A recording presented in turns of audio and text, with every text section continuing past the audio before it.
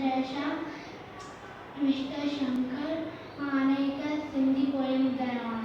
भित ते झिड़की छित ते झिड़की घर थी ठाहे सुख थी चाहे सुस्त न आहे आना लाहे अन्न थी मेरे खंभ पखेड़े कुॾे मथे थी चिंबती खोले बोरियूं बोड़े रात लवे थी राग चवे थी ऐं अन आने